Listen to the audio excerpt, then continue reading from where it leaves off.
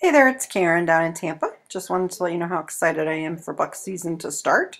And I also would like for you to keep my parents in your prayers. My dad's in the hospital with heart issues, and my mom's having hip issues. So prayers and thoughts would be most appreciated at this time. So tonight I'm going to talk to you about Thomas Jefferson.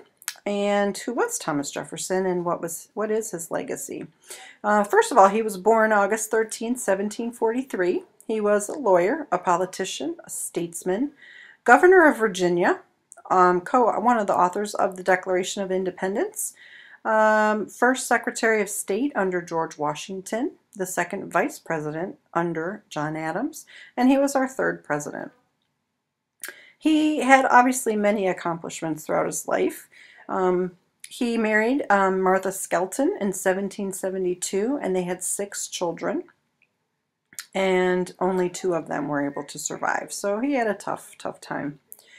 In June of 1776, when they were getting ready to draft the Declaration of Independence, they asked Thomas Jefferson to author it.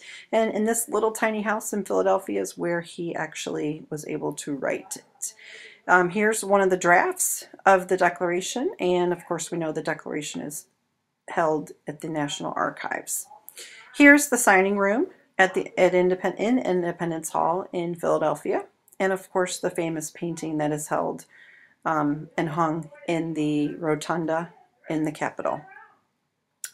In Virginia, he drafted the Virginia Statute for Religious Freedoms starting in 1777. In 1779 through 1781, he was the governor of Virginia. And in 1782, Martha died, and she made him promise that he would never remarry. So he ended up having a 38-year relationship with Sally Hemings. And Sally was actually Martha's half-sister, and he inherited the Hemings family after Martha's parents passed away. So very complicated, but he never acknowledged it. So in 1790 to 93, he was our first Secretary of State, and prior to that he was the ambassador to France. In 1797 to 1801, he was our second vice president, and then of course in 1801 he became president, and he served 2 terms.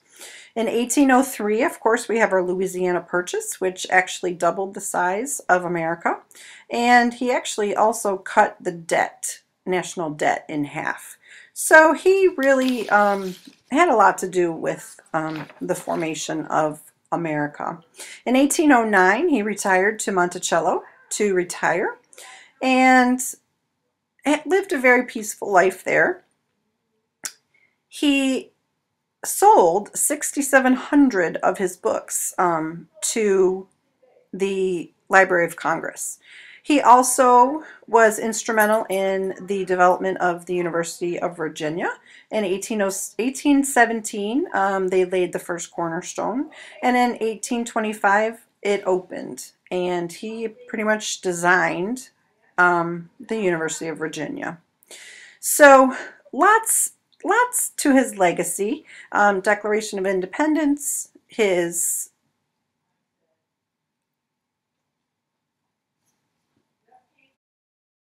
So we can say many things about Jefferson's legacy. He really did not feel that slavery was a good thing for our country. He actually felt that it was going to be a threat to the survival of the new American nation, and he wanted to have gradual emancipation of the slaves. But it's interesting that he owned slaves and had that long relationship with Sally Hemings. But his legacy continues, and obviously on his tombstone he wanted to have those 3 things: the Declaration of American Independence, the Statute of Virginia for religious freedom, and the father of the University of Virginia. So he requested that those 3 things be put on his tombstone. So as far as his legacy, he was an amazing person and an amazing part of the formation of America.